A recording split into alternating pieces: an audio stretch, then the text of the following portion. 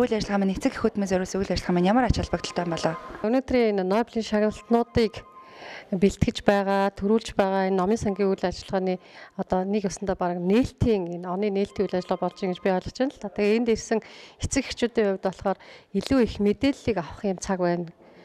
Цаг болж байна. Тэгээ яг тэгвэл яг эцэг их хүүхэд сургууль гэсэн энэ гурван холбоог юугаар дамжуулж яаж илүү идэвхтэй үр дүнтэй байлгаж болох вэ гэдэг дээр номын сангийн туслалцаа, номын сан ямар үүрэг орол гүйцэтгэх вэ гэдэг тал руу илүү төлхөө мэдээллийг өгч хоорондоо ярилцж байна.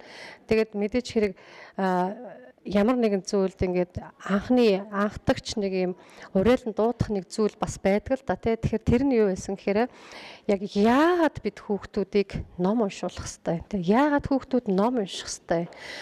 Тэр тал руу илүү их сэтэл өгсөн юм зүйл болж байгаа. Тэгэхээр хүүхэд Нобелийн шагнал авахын тулд илүү амжилттай амьдрахын тулд анхдагч цөөр хүчин зүйлс нь юу болж байгааг бид номоор дамжуулж хүүхдүүдэд ойлгуулах боломжтой гэдгийг сануулсан, ойлгуулсан юм чухал уулзалт боллоо гэж бодож байна. Өнөөдрийн үйл ажиллагааны гол зорилго нь юу байсан юм болоо? Яагаад ээж аваадыг ингэж уриалсан юм болоо?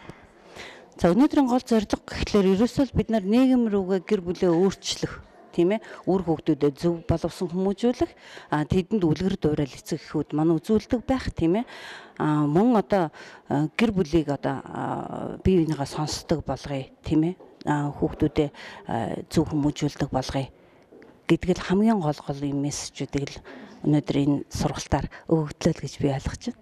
За та өнөөдрийн сэтгэлээ хуваалцсан уу? Та энэ дээр сууснараа сая юуг ойлгов? Өнөөдрийн лекц маань сайхан лекц боллоо. Тэгээд хамгийн гол нь бид нар хүүхдтэйгээ яаж ажиллах вэ тийм ээ?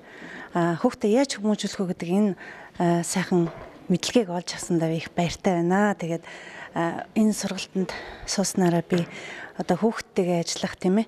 Энэ арга барилдаа олж авсан энэ мэдлэгээ одоо өөрийнхөө амьдралд хэрэгжүүлнэ гэж ингэж өсөж байна. За баярлалаа.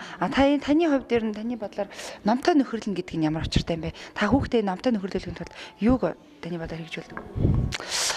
Хүүхдээ номтой нөхөрлүүлэхийн тулд бол нэгдүгээрт нь нөгөө хүүхдтэй одоо номоо зөв сонгож тий хүүхдийн нас нөгөө сэтгүүн онцлог тохирсон номоор тэдэрт тэр номыг хүүхдүүдэд уншиж өгөх одоо бага насны хүүхдээ дахиад үлгэрийн ном уншаад тийм ээ тэрэндээ хүүхдтэй бас цаг зав зарцуулдаг байх хэрэгтэй гэдэг энэ сургалтанд маань хэлсэн тийм ээ тэгэхээр үлгэрээр одоо дээр үед бид нар чинь нөгөө нэг ингэдэг байсан шүү дээ үлгэрийн цаг гэдэг ингээд аридогоор явдаг гэсэн тэгээд тэрийг бид нар нөгөө айгүйх сонсох тэр үлгэрийг сонсохын тулд бид нар айгүйх тэр үлгэрийн цаг одоо хурдан болоосаа тэр би дараагийнх нь үлгэрийг сонсохынсан гэж би их жоохон бахтай их хүсдэг байсан. Тэгээд энэ маань одоо бас намайг нөгөө ном унших тийм ээ сонирхолд бас илүү татаж байсан. Тэгээ энэ утгаараа би хүүхдтэйгээ одоо хамгийн гол нь багаас нь хүүхдийг номтой нөхөрлүүлэх талдаа их анхаарч ажиллана гэж бодож байгаа. За бихийн тулд ээжүүд минь аавууд минь та нарын дэмжлэг хэрэгтэй. Хүүхдүүдтэйгээ зөв сайхан харьцъя, үлгэрийн цагтаа болъё. Орой олон 5 минутыг хүүхдүүдтэй үлгэр ярьж өгье. Хамтдаа 30 минутыг ч гэсэн сайхан тоглож өнгөрөөе. Бидэрт юу хэрэгтэй юм? Бидэрт мөнгө хэрэгтэй юу? Энийг хийхин тулд үгүй үстэй. Бидэрт сэтгэл хэрэгтэй. Хамтдаа бүгдээрээ хүүхдүүдээ Нобелийн шагналтан болгоё, эх орноо хөгжүүлье. Одоо 14 онд багтаа сургуулийн өмнөх нас, бага анги, дунд анги гэдэг бүх насны хүүхдийн онцлог хөгжилдөө суурилсан юм хэлбэр маань ингээд дахиад гарна.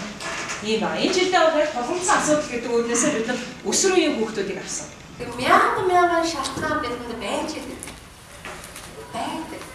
Яг үндэ гэртээ харсан чи ихнэр хоолны давсыг мартаад давсгаа оол хийчээ сууж ивэл тэгээд багт ажлаас амар ядраад ирсэн үү?